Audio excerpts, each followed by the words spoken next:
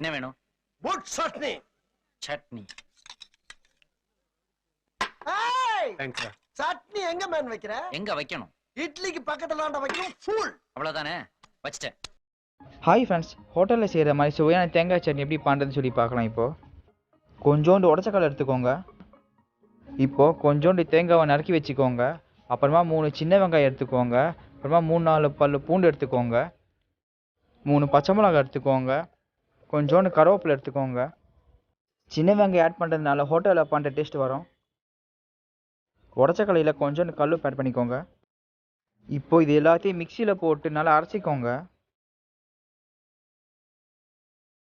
நல்லா திக்காக அரைச்சிக்கோங்க. அப்போ தான் ஹோட்டலில் பண்ணுற டேஸ்ட் அப்படியே வரும்.